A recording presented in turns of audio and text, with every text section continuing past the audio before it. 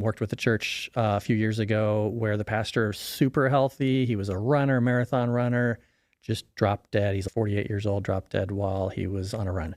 Yeah. And that church was immediately forced into the succession conversation and was not well prepared for that.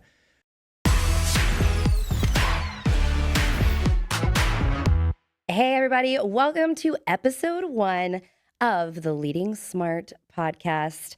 This is our inaugural, our very first episode, our very first season, and we're talking all about pastoral succession. I'm Holly Tate, your co-host, and I am joined today by the one and only, the founder, the genius. I call him the Yoda of church leaders, Tim Stevens. That seems a bit excessive, but I think it was point on. Okay.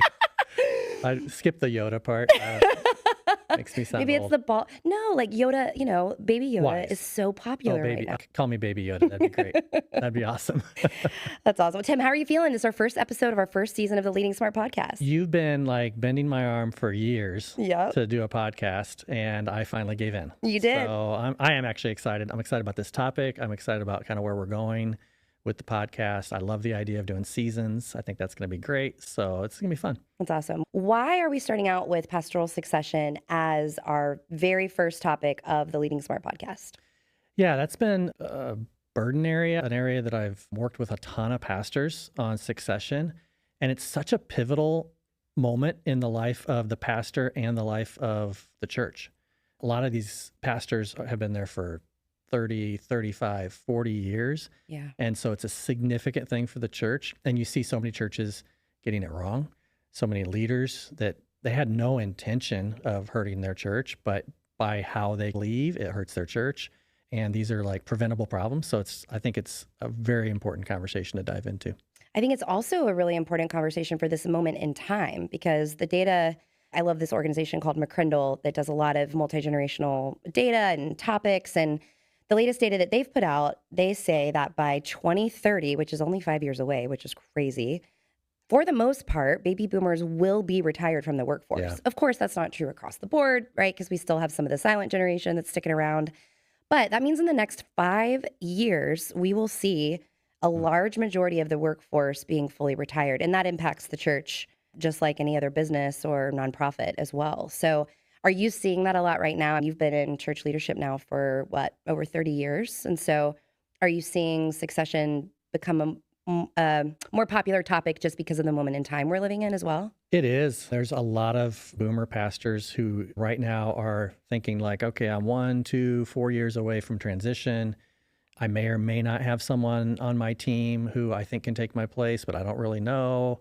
I don't know what the church is going to do next. Some of these pastors have just dreams about what they would like to do next, but they've got their identity so tight with the church. So lots of those conversations happening. Yeah. Okay, you just touched on this a minute ago, but let's talk about the difference in succession. So there's planned succession. You just mentioned some pastors are thinking right now 1, 2, 4 years ahead. I just talked to a pastor yesterday that's thinking 4 years ahead, which is amazing. Yep. And then we have our emergency successions. Yep. So we're going to dive into that in detail in episodes further along in this season, but just kind of give us an overview about the difference between those two and why each are important to think about. Yeah, and probably a foundation of all of our conversations are going to be related to the fact that every pastor is going to have a succession. They may plan it, they may not. Worked with a church a few years ago where the pastor is super healthy. He was a runner, marathon runner, just dropped dead. He's 48 years old, dropped dead while he was on a run. Yeah. And that church was immediately forced into the succession conversation and was not well prepared for that. And we'll unpack this as we go along of this emergency succession, where I think every church, if it's your first week, you should have an emergency succession plan that's baked in. And then the more kind of intentional plan, like if this plays out and 60 or 65, when I want to step away or when others think I should step away, which sometimes is the conversation, then what's that look like as well? So it'll be fun to unpack both those. Yeah. What about too early versus not early enough? So like the pastor I was talking to the other day, I loved his intentionality. He's read several books on the topic. He's thinking 4 years ahead. He's already talked to the board about how he wants to retire in 2030 and have a really healthy transition. And part of me wondered, 4 years. Like, I can barely think next week ahead, which is probably a me problem. You're nodding your head. Yes. 4 years is a great amount of time to have the So, conversation. Tell us more. How long is too early, and when is it not early enough? I think for the conversation, there's never a too early. I think the conversation should be happening. In fact, at Willow Creek, Dave Dummett and I, the very first week, started talking about succession. And Wow. in a sense of like, we don't know if it's 5 or 10 or 20 years out, but a sense of like, let's start having this conversation now, because neither one of us are going to be in this seat forever. And so I think you can't start too early. I think as far as getting like into the intentional planning, and when we at LeadingSmart kind of join up with the church to walk through this, it's usually in the 1 to 4 year range. I talked to a church recently that was about 10 years out. And let's dive in and have some good conversations, but there's some groundwork you can lay, which we'll talk about. But I think you're getting into the actually intentional, the work of the plan about 1 to 4 years out. Yeah. So there's 4 common misconceptions that leaders have about succession that I've heard you mention before. And the first is that, which you should wait until you are ready to retire. Yeah. So you just mentioned that. What are the 3 others that are the misconceptions that we need to be aware of? Yeah. One of them is that you'll know when it's time to transition, that like you personally will know. Not necessarily. We all talk about being self-aware, and we all think we're self-aware, and we all think everyone else is not self-aware. We all lack that a little bit. I really do think so. And so we need people around us speaking into that. And so you won't necessarily know, like you won't wake up one day and think, oh, okay, I think it's time. It's probably going to be an unpacking. It's going to be a journey. It's going to be a lot of prayer with you and your spouse, with maybe your board, with some key people that are close to you to kind of tap into that. So I think that's a common myth. I think also a common myth or misconception is that you'll know when someone else will be more effective than you. There's a sense of, oh, wow, I have someone on my team, they're ready, and it's okay, now's the time. I don't think that necessarily is a trigger. It could be a trigger, and we'll talk about that, but I don't think it necessarily is a trigger. And a lot of pastors and leaders will wait until they have that person, and then they don't ever have that person, or that person comes and stays for a while and then they leave when the pastor was ready to say, hey, I think you're my replacement. And then they're gone. They got a job offer somewhere else. Yeah, that's so true. And I love what you said about how we all think we're self-aware. And even if you are self-aware, I think what I've seen pastors who are facing the succession conversation is the realization once it hits that the emotional, the spiritual, and even the like professional identity that's so tied up into being a pastor, that you can have a plan and be self-aware, but at the end of the day, it is an emotional and heavy process often, even if it's a good thing and a celebratory thing. And it's that way for often in the retirement conversation of succession, which retirement and succession are not always synonymous. I think that's also a misconception, right? Yeah. I think transition is maybe a better word. Yes. Because almost always these pastors, they still have gas in the tank. They still have ideas.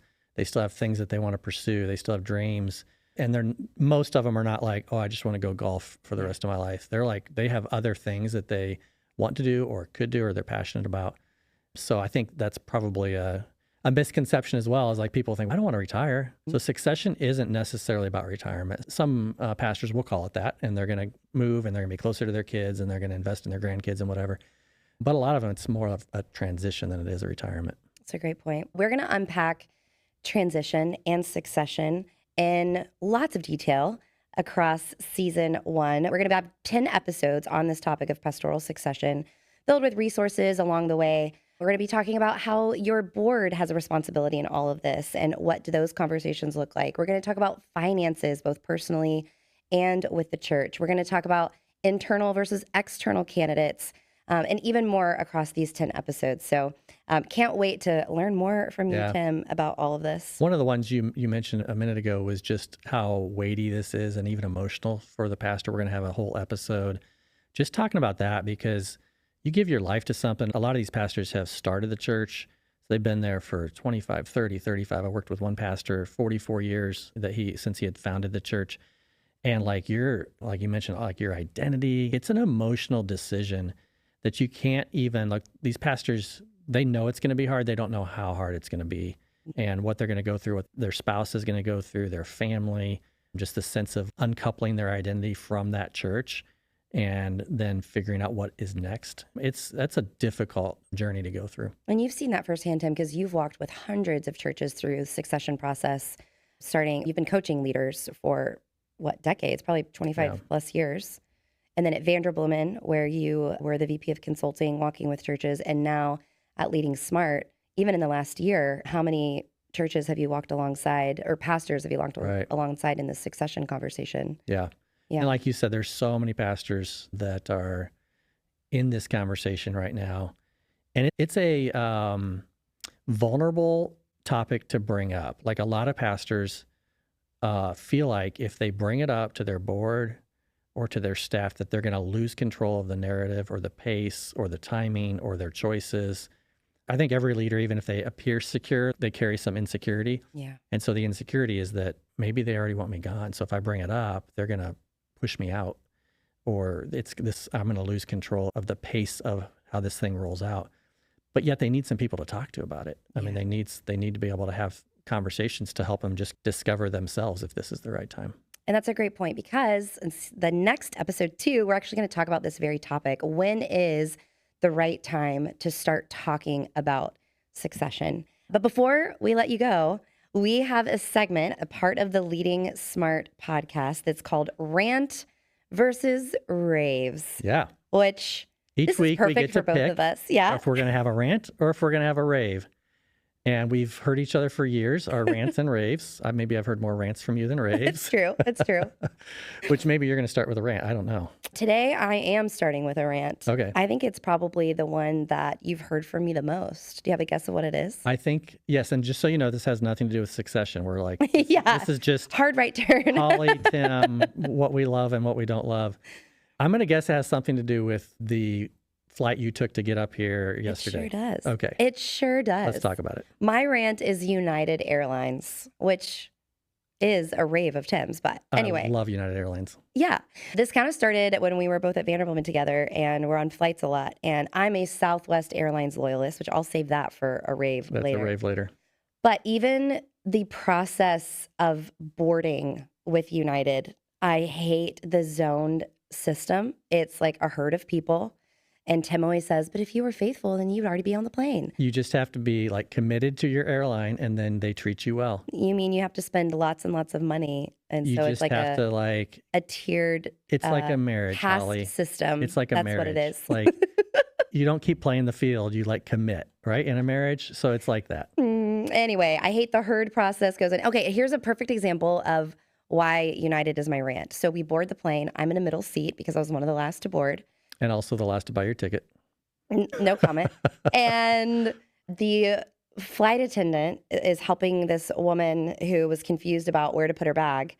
And he was friendly, but with this sarcastic tone. And then at the very, she was like, thank you for your help. And at the very end, he goes, oh, always an attitude of service. And then rolled his eyes. I'm like, I feel like you're over dramatizing. oh no, I am nailing it. That's exactly what happened. But it was just this, like, he was seeped in sarcasm. To be fair, your rant is really against the legacy airlines, and it just happens to be United for you, because if you're not flying Southwest, you live in Houston, you're going to be on United.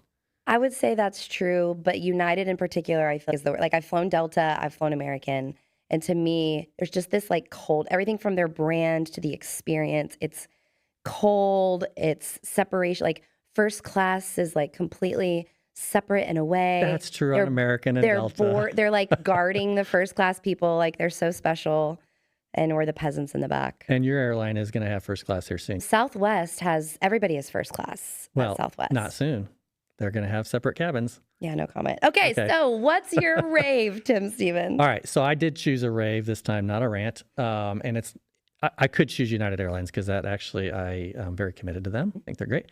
But so have you heard of this TV show on Netflix called Adolescence? You've mentioned it to me. Yes, I've not watched it. Rave. Okay. Amazing show from several different reasons. There's 4 episodes. Every episode is shot with one shot. And if you don't watch the behind the scenes till you watch the show, but then watch the behind the scenes and you'll see how they're like handing off this Steadicam camera, putting it on a drone, putting it in a car, all these things. But it's like one continuous shot. So it's just genius how they shot it. The storyline is phenomenal. The acting, especially the 13-year-old, that's kind of the center of the storyline, is just amazing, especially when you consider he's shooting this in one shot. But it's such a great show. It's heavy. It's weighty. It's emotional. So if you're the type like my wife who likes shows all kind of like neatly tied up by the end and everyone lives happily ever after, maybe not your thing. But if you don't want to watch the show, watch episode 3. Let me just tell you that, and you'll be fine and you'll be able to appreciate the show. But fantastic. You're like the 5th person that said that. It's raved about it. It's raved about it, yeah. Thanks for joining us on episode 1. Join us for episode 2 next. We're going to talk about when it's time to talk about succession. Hey everybody, thanks for listening to today's episode. I wanted to invite you to download our Pastoral Succession ebook at LeadingSmart.com. We do a deep dive of all of the things that we've been talking about this season. And so you can download it for free at LeadingSmart.com and walk through it by yourself or your team or your board. So go to LeadingSmart.com to download the Pastoral Succession ebook today.